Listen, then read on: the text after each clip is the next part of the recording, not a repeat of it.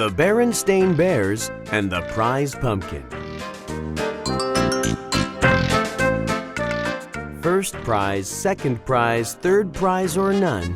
At Thanksgiving time, more than a contest is won.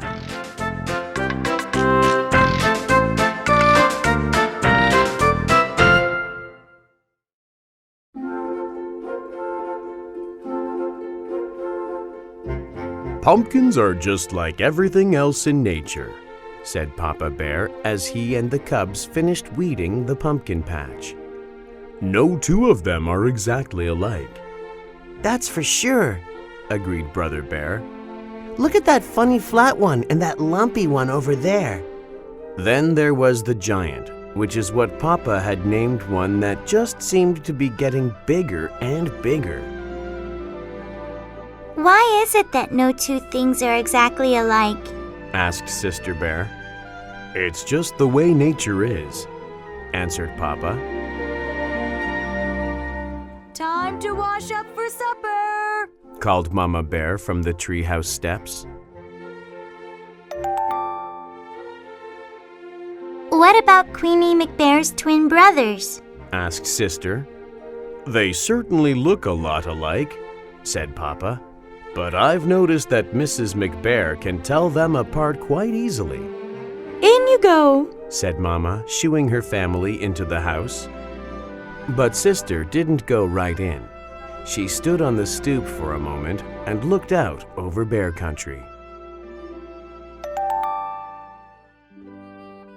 It was well into fall, so the days were getting shorter. Halloween had come and gone. Pretty soon the bears would start thinking about Christmas. But right now, bear country was aglow in the setting sun. Farmer Ben's well-kept farm looked especially fine, with its baled hay, corn shocks, and pumpkins casting long shadows. I guess nature's pretty amazing, Sister said as she looked out over the beautiful scene. It's the most amazing thing there is, said Mama. Come on now, in you go.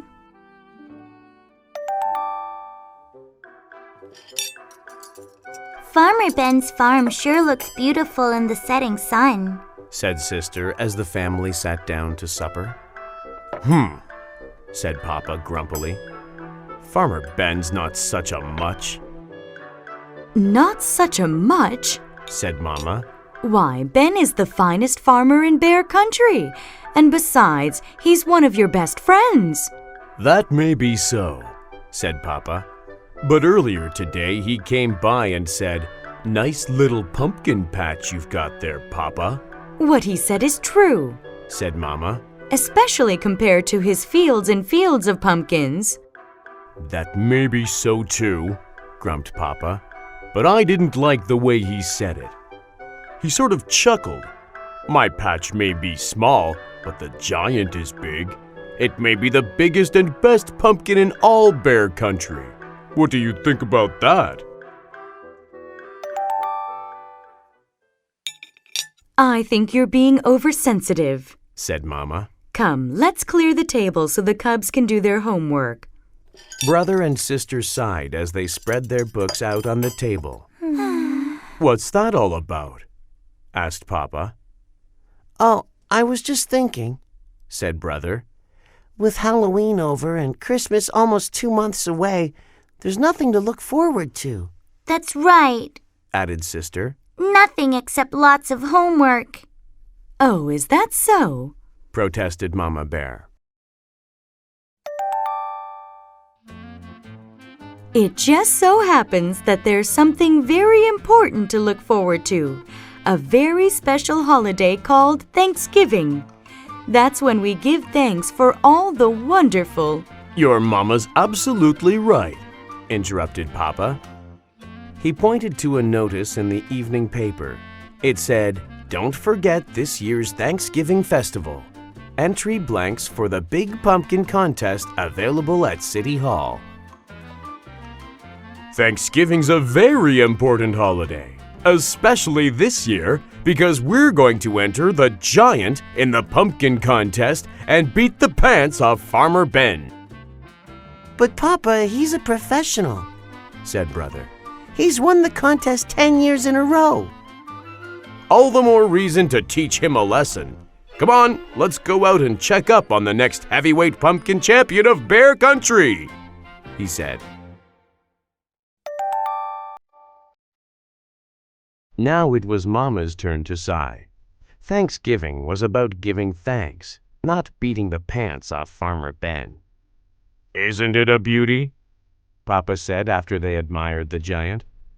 Across the road they could see a field of Ben's pumpkins.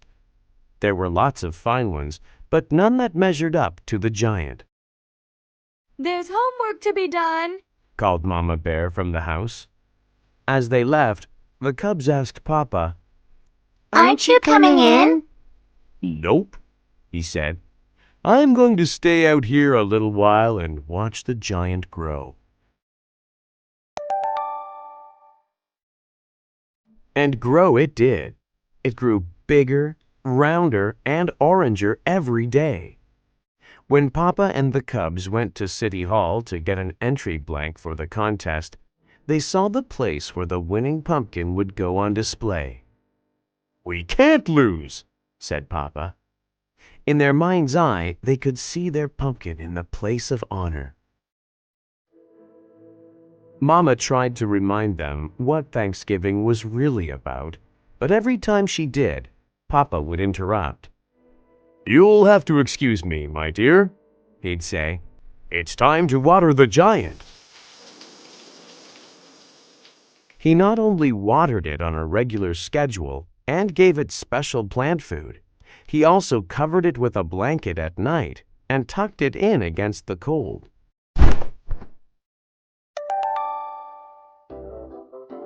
One afternoon, the cubs got off the school bus with something important to tell Papa, but they were stopped in their tracks by what they saw. He was talking to the giant. "Come on, old buddy, you can do it.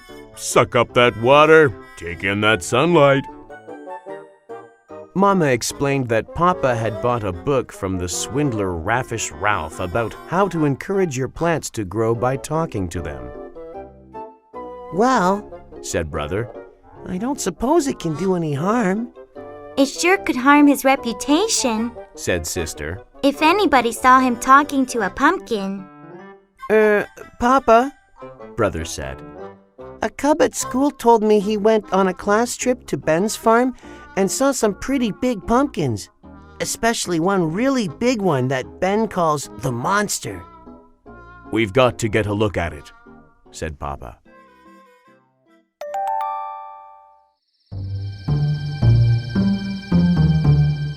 That evening, Papa and the cubs climbed through the fence into Farmer Ben's field. They saw some good-sized pumpkins, but none to match the giant. "Maybe it's behind the barn," whispered Papa. Suddenly, a light shone on them, and they heard Ben shout, "Prowlers in the pumpkin field! Get me my pitchfork!" They got out of there so fast, Papa tore his overalls climbing through the fence.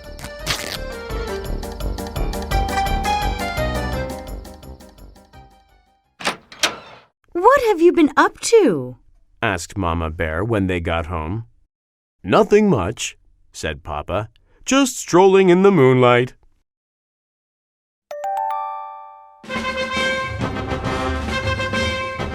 The weekend before Thanksgiving arrived, and it was time for the big festival. The Bear family got there just in time. The pumpkin judging was about to begin.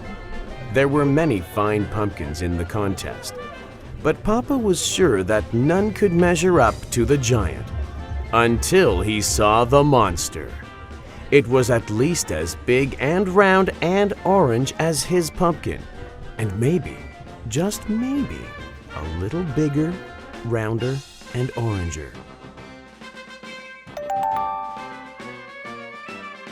The bears waited nervously while the judges studied, measured, and weighed, and then studied, measured, and weighed some more. Finally, they made their announcement. The first prize winner, and still champion, Of course, that meant Farmer Ben had won. It was close. It turned out that Ben's monster was just a little bigger, rounder, and oranger than Papa's giant. But that wasn't the worst of it. The giant didn't even come in second. A beautiful pumpkin grown by Ms. McGrizz won second prize. The giant came in third. Papa and the cubs were crushed and very quiet as they pushed their third prize winner home.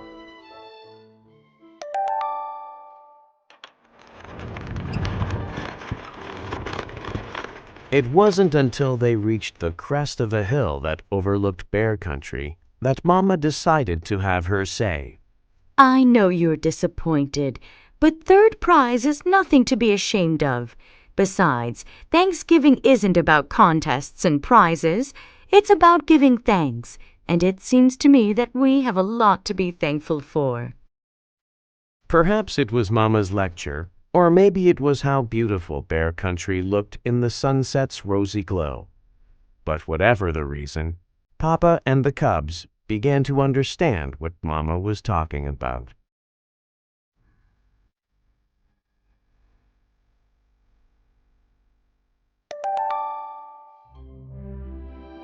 Even more so on Thanksgiving Day. After the bears gave thanks for the wonderful meal they were about to enjoy, Sister Bear gave her own special thanks. I'm thankful, She said, that we didn't win first prize. If we had, the giant would be on display in front of City Hall instead of being part of the yummy pies we're going to have for dessert. As the laughter faded and the bears thought about the blessings of family, home, friends, and neighbors, they knew deep in their hearts that there was no question about it. Indeed, they did have a great deal to be thankful for. Yeah.